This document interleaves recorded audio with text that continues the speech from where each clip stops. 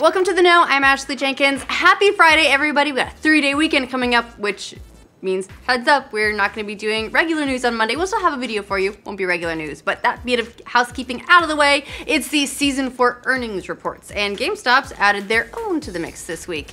Yesterday, the somewhat struggling video game retail giant published some very good results for the quarter, with a big thanks in part to Nintendo's Switch. According to the company, sales were up 3.8% this quarter. They also shared lots of interesting tidbits about Nintendo's console at their stores, like the fact that most Switch units never actually make it to shelves, getting sold online before they make it from the warehouse. Beyond that, they also revealed that 6 pieces of software or accessories are sold with every single Switch on average. And as continues to be the trend, they sold more copies of Breath of the Wild for the Switch than actual Switch consoles. But the most interesting thing, according to GameStop, is that Switch is outselling the smash hit Wii at this point in that console's life cycle. The retailer says that in the US, Switch has moved 10% more sales than the Wii in the same time frame after the Wii's launch. So who knows if that trend will continue throughout the rest of the year and into the holidays. That actually requires getting the damn things into the stores. They have to make it to the shelves. Although, I guess people are buying them anyway. They really don't to keep selling. Now, we've got more E3 confirmations ahead of the show, or at least E3 side pieces. EA released a full list of everything they're bringing to their EA Play event the weekend before E3, with demos on hand for Star Wars Battlefront 2, FIFA 18, Madden 18, NBA Live 18, Need for Speed, Sims 4, and Battlefield 1 DLC. And there's also a little footnote there for the Switch version of FIFA 18, which, as many suspected, won't be the same version of FIFA 18 at all that the other consoles are getting, but rather it's being called EA Sports FIFA on Nintendo Switch. So much for getting that full on port, huh guys? Well, we'll see what it ends up being. I'm actually kind of curious. EA Play will happen Saturday, June 10th through Monday, June 12th.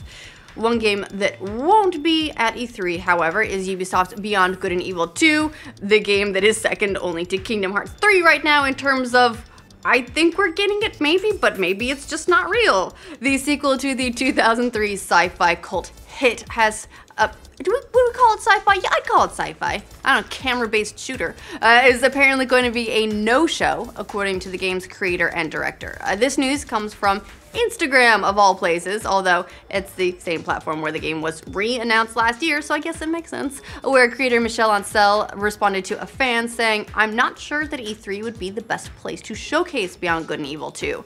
Ancel went on to say we should expect to hear something later this year, so that's no doubt a disappointment to those who have been waiting for more information from the game, especially considering a trailer was first rumored for Nintendo Switch reveal back in January, and that didn't turn up. But at this point, we've already waited since 2008, so a few more months probably won't kill us. Probably. Some gamers are upset by the announcement that Destiny 2 won't feature any dedicated servers, most especially on PC, but Bungie has now responded to the critics with some explanations about why that's the case.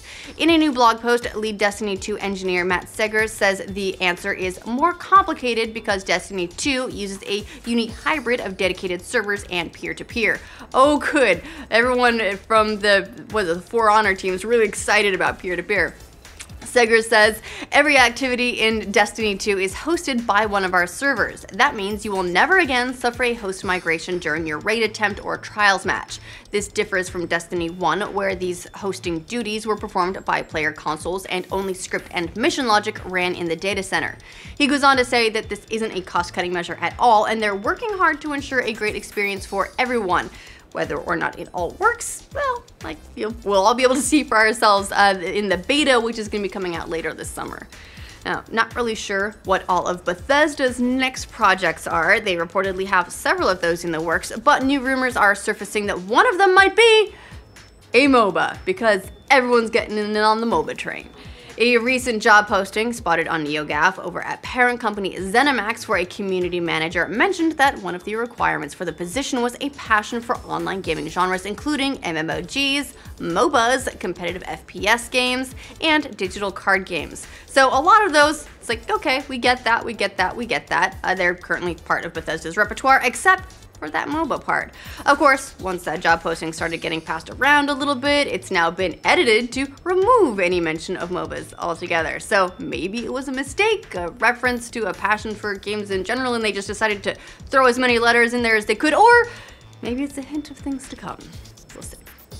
Monster Hunter fans should be rejoicing right now. The hardcore action RPG is coming to the Switch. Capcom said in a tweet that Monster Hunter Double Cross will be coming to the newest Nintendo console, in Japan at least. Apparently, Capcom will share more details tomorrow, including a release date at the Monster Hunter Championship event. Monster Hunter Double Cross is an expanded version of Monster Hunter Generations, which was released last year on the 3DS. Capcom has put up a teaser site for the Switch version, but no word yet on a Western release date. If only the Switch were region-free. Oh wait. The reviews are in for Rime, and so far they're looking pretty good. It currently has an 81 score on Metacritic, putting the indie puzzle game in the good but not amazing category. The Digital Fix gave Rime a perfect score and called it a personal, touching journey wearing the bright red cloak of an intricate puzzle. For a game that doesn't utter a word, Rime says a lot, and it's all wonderful. Not everyone felt the same though. Obviously, GameSpot gave it a 6 out of 10, which in game scores is basically an F-. While GameSpot said the game's artistry is unquestionable, the reviewer added, when compared to its influences like Eco, Shadow of the Colossus, and Journey, it doesn't hold up too well. Rime releases today for PC, Xbox One, and PlayStation 4, and it's coming to the Switch later this year, sometime. The Battle Royale survival game PlayerUnknown's Battlegrounds, which has been going nuts. It's got everyone here addicted. They won't stop talking about it. Every time I hear someone in the office talk about bashing someone's head in, I'm reasonably sure this is what they're talking about. I could be wrong. But it's made more money than some big name competition last month. PC Games then reported that Battlegrounds made $34 million in April, according to digital PC sales figures. That's more than Counter-Strike Global Offensive and Overwatch, which is pretty impressive. Battlegrounds has been an unexpected hit, leaving the developer scrambling to keep up with updates and patches. If you're wondering, the top earning game for April was League of Legends, followed by the Korean tactical FPS Crossfire. Now, we reported that the new Guardians of the Galaxy ride at Disneyland has a ton of Easter eggs for Marvel fans, but it could also contain some hints about the future of the Marvel Cinematic Universe. Possibly. Marvel and Disney reps have said that the ride contains some items that haven't been seen in the MCU, but maybe they could be in the future. A sharp-eyed IGN reporter noticed that the ride includes a display case with the hammer of the Thor character, Beta Ray Bill. Now, you might remember from the comics that Bill is an alien who is able to lift Thor's hammer, who was given his own hammer by Odin. If you follow those comics. If you don't, that's what it's all about. So could this be a sign that we'll actually be seeing Bill in an upcoming Thor movie? Who knows, but we definitely want to go on the Guardians ride. I mean, obviously. Now here's some free advice for all the brands out there. Don't let the internet help with your promotion, just don't. Or if you do, go into it knowing what's gonna happen. A potato chip brand called Walker's Crisps learned that lesson the hard way yesterday when they ran a promotion on Twitter promising fans Champions League tickets if they submitted a selfie. And those selfies were then held up by a chip spokesman who incorporated them into videos. Well, as you can imagine, the internet did not play along as intended. Twitter users responded with pictures of serial killers, as well as celebrity pedophiles and murderers. The company has removed both the videos and apologized. So yeah, again, don't let the internet help. Unless you want your brand to be represented by, Hitler. All right, that's all the news we have for you guys today. This finishes out the week. Well, we have some standalone news updates coming later today and some videos throughout the weekend, but this rounds out the roundups for the week. Let us know what you think of all the stories in the comments down below, and to make sure you get news from every corner of the internet every day, make sure you like this video, and if you're new to this channel, subscribe to the know. And as continues to be the trend, they sold more copies than of Rime releases today for PC, Xbox One.